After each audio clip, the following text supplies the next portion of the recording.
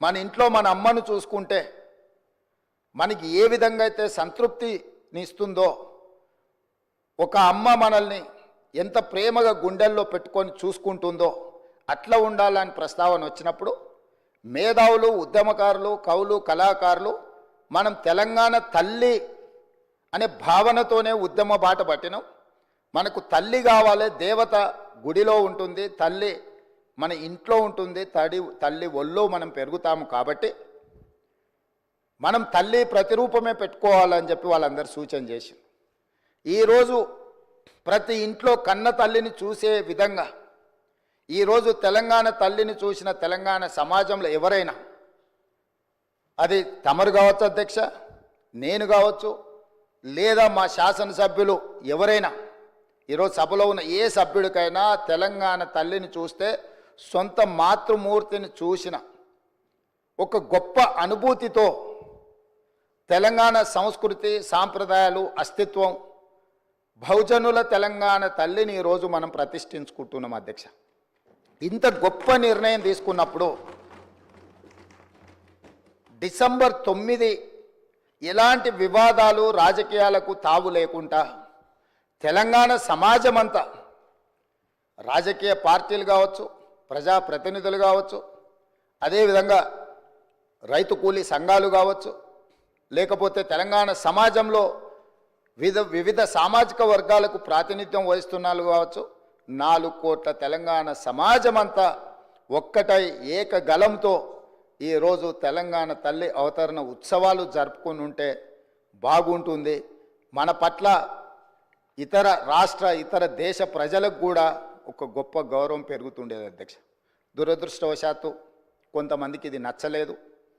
ఒక వ్యక్తి, ఒక కుటుంబము, ఒక పార్టీ ఆలోచననే 4 కోట్ల తెలంగాణ ప్రజలన్న ఆలోచన, భావన సమంజసం కాదు.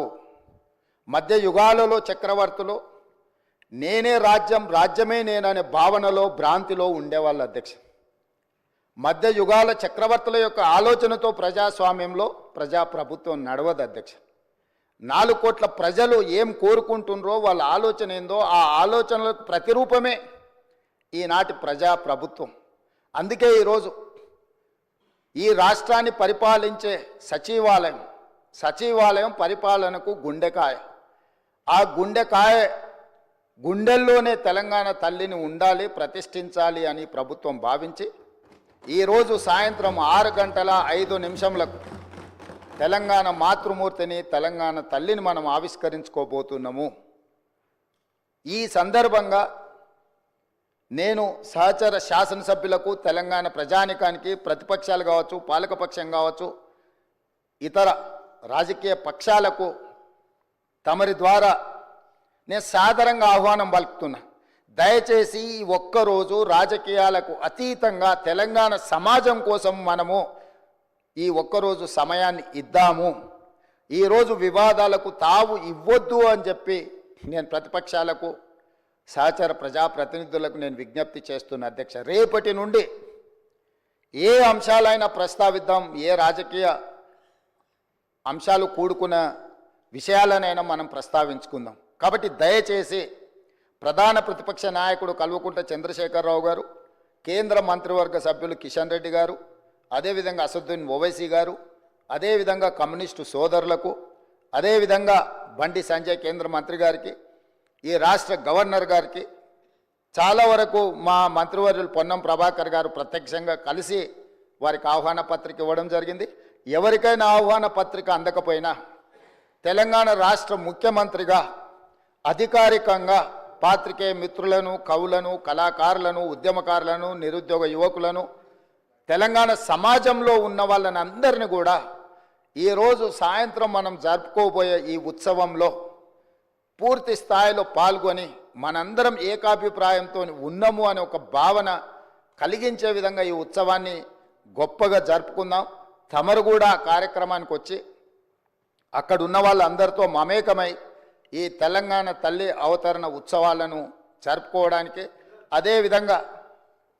అదేవిధంగా ప్రతి సంవత్సరం డిసెంబర్ 9 తెలంగాణ తల్లి అవతరణ ఉత్సవాలు జరుపుకోవడానికి తమరు ఆమోదించి ఈ ప్రభుత్వానికి ఆదేశాలు జారీ చేయండి. ఈ ఉత్సవాన్ని జరుపుకుందాం. చివరగా ఒక్క మాట, దేవత ఆశీర్వదిస్తుంది, అమ్మ మనల్ని ప్రేమిస్తుంది. మన ఆకలిని గుర్తించి అడక్కపోయినా అమ్మ మనకు అన్నం పెడుతుంది. అడక్కుంటానే అన్నం పెట్టి బిడ్డల్ని కాపాడుకునే తల్లి తెలంగాణ తల్లి. ఆ తెలంగాణ తల్లి అవతరణ ఉత్సవాలు జరుపుకోవడం తెలంగాణ బిడ్డలుగా మన బాధ్యత. అందుకే ఈ డిసెంబర్ 9 ఈ పర్వదినాన్ని తెలంగాణ తల్లి అవతరణ ఉత్సవంగా మనమందరం జరుపుకుందామని మీరందరూ పెద్ద ఎత్తున చప్పట్లతోని కార్యక్రమాన్ని ఆమోదించవలసిందిగా సభ్యులందరికీ విజ్ఞప్తి చేస్తూ తమరి దగ్గర సెలవు తీసుకుంటున్నా అధ్యక్ష.